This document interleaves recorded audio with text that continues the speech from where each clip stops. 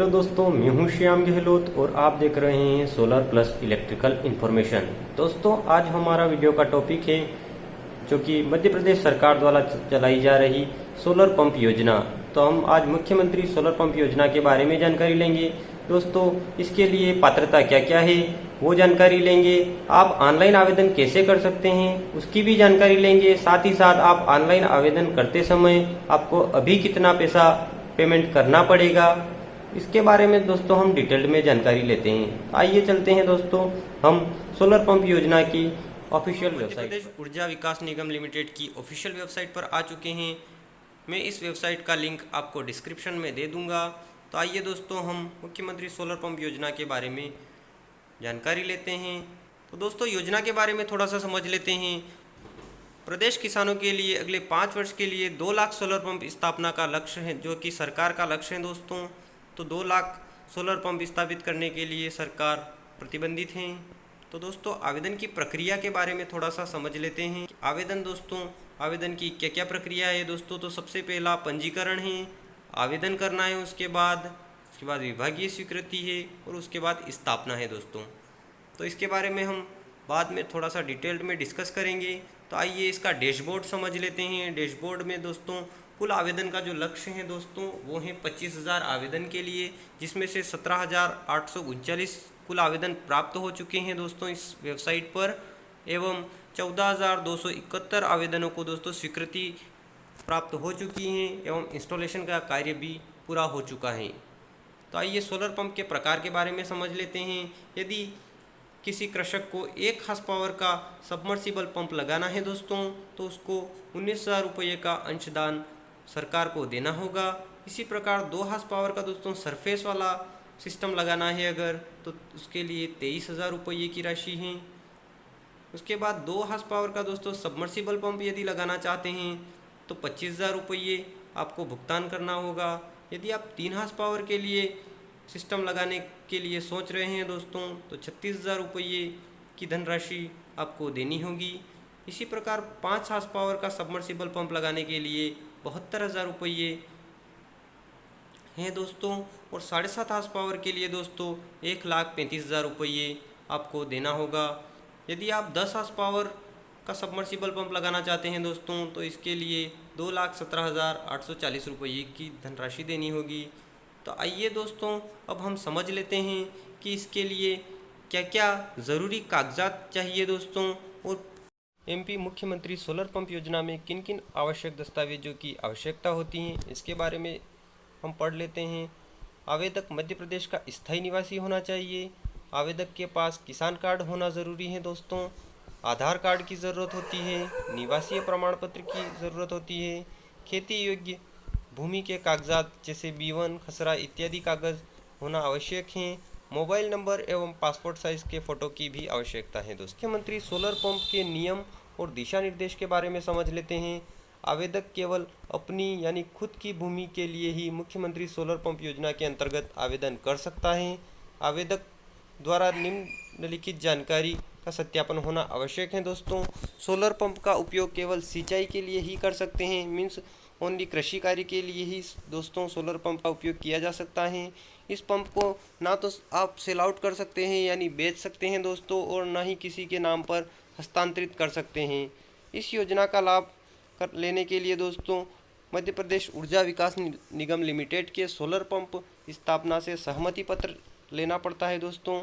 इसके बाद निर्धारित समय सीमा में मध्य प्रदेश ऊर्जा विकास निगम लिमिटेड को आवेदक की राशि, जो कि राशि दोस्तों 5,000 रुपये लगती है, मीन्स आप आवेदन करते समय आपको 5,000 रुपये का भुगतान करना होगा, और बाकी शेष राशि दोस्तों आपके कागजात का सत्यापन होने के बाद आपको बाकी राशि का भुगतान किया जाना रहता है। सोलर पंप का उपयोग दोस्तों सिंचाई के लिए किया जाता है। इस पंप के रखरखाव का दायित्व आवेदक का होगा यानी स्वयं का होता है दोस्तों। स्थापना के उपरांत यदि सोलर पंप में किसी भी प्रकार की फूट टूट होती है या चोरी होती है तो इसकी जिम्मेदारी मध्य प्रदेश ऊर्जा विकास निगम लिमिटेड की नहीं होगी दोस्तों, यानी पूरी जिम्मेदारी कृषक यानी आवेदककर्ता की होती है दोस्तों। सोलर पंप के समय समय पर साफ करने की जिम्मेदारी भी आवेदक की होगी।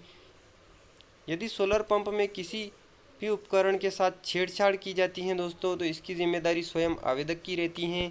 आवेदक द्वारा दिए गए खसरे पर किसी भी प्रकार का विद्युत पंप संचालित नहीं होना चाहिए। ये बात दोस्तों इम्पोर्टेंट है। यदि आपने बिजली का कनेक्शन यदि ले रखा है तो आप सोलर पंप के लिए आवेदन नहीं कर सकते हैं। पहले आपको आपका बिजली का कनेक्शन कटवाना होगा, के बाद ही आप सोलर पंप के लिए आवेदन कर सकते हैं।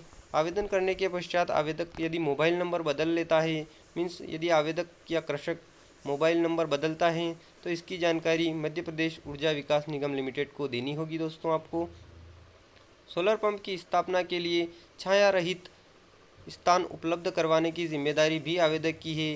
यानी हम जानते हैं कि जैसे सोलर मॉड्यूल हैं वो सौर ऊर्जा को विद्युत ऊर्जा में कन्वर्ट करता है, तो इसलिए आपको उस स्थान को आपको उपलब्ध करवाना होगा। दोस्तों आवेदन द्वारा निर्धारित आवेदन पत्र के साथ 5,000 रुपये मध्य प्रदेश ऊर्जा विकास ऑनलाइन माध्यम से प्रदान करने अनिवार्य हैं।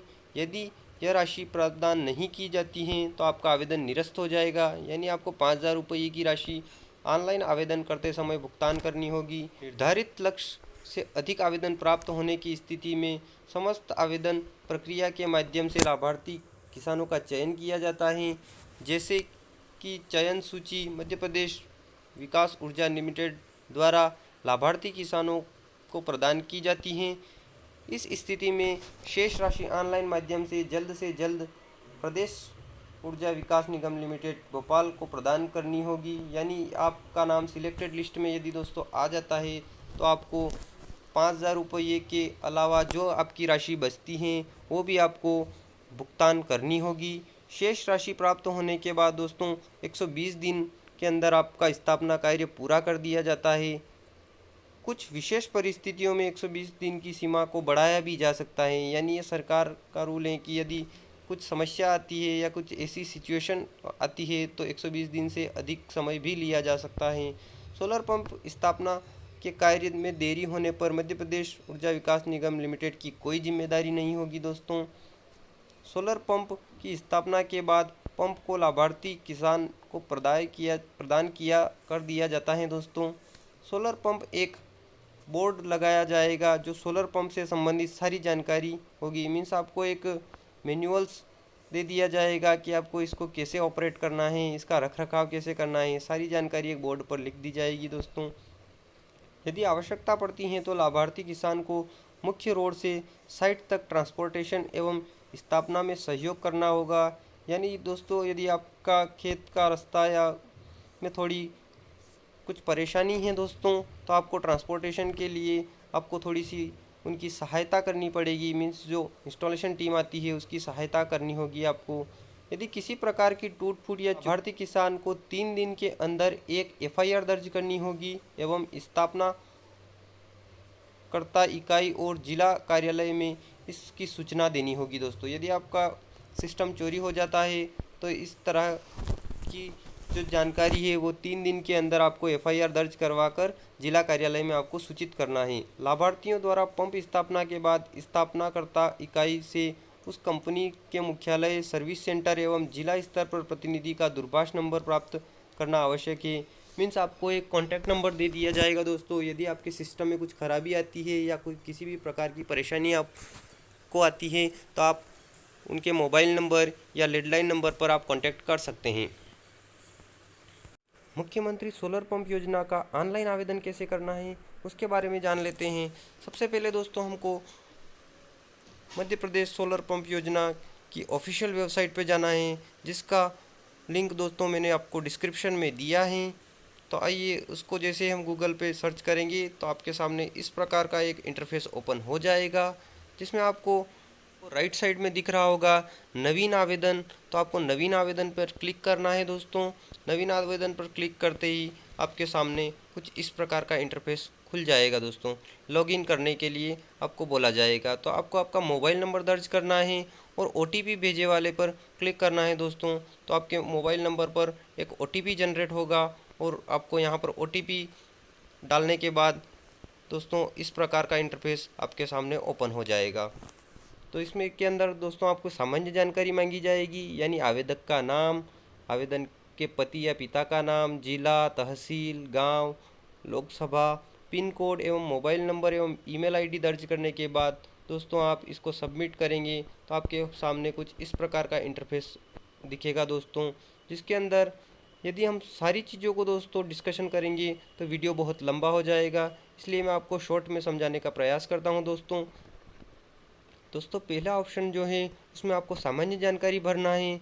उसके बाद जो सेकंड ऑप्शन दोस्तों आएगा, सामान्य जानकारी भरने के बाद इसमें आपको आधार KYC करनी है, यानी आपके आधार कार्ड में आपका मोबाइल नंबर लिंक होना चाहिए जिससे आप आधार KYC कर सकते हैं दोस्तों। इसके बाद आपको बैंक अकाउंट डिटेल भरना है दोस्तों। बैंक अकाउंट डिटेल इसलिए भरना है ताकि आप जो 5,000 रुपये की राशि का भुगतान करेंगे, यदि आपका नाम सिलेक्टेड लिस्ट में अगर नहीं आता है तो आपको 5,000 रुपये वापस कर दिए जाएंगे, इसलिए आपको अपना बैंक अकाउंट भी यहाँ लिंक करना है दोस्तों। आपको समग्र का सत्यापन करना है, आपकी समग्र आईडी है उसका सत्यापन करना है। जाति प्रमाण पत्र की दोस्तों घोषणा पत्र है वो सत्यापित करना है। खसरा मैपिंग करना है इसके बाद दोस्तों।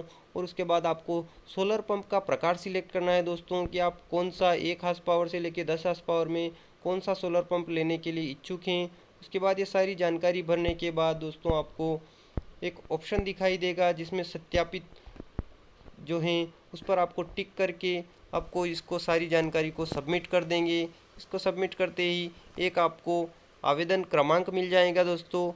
मीन्स आप आपकी जानकारी को कभी भी देख सकते हैं आपके द्वारा आवेदन की गई, एवं इसका समय समय पर क्या क्या इसमें कुछ नए अपडेट्स आ रहे हैं उनको चेक कर सकते हैं दोस्तों। आशा करता हूं दोस्तों आपको ये पूरी जानकारी समझ आ गई हो। यदि आपको ये वीडियो अच्छा लगा है तो please like, share and subscribe.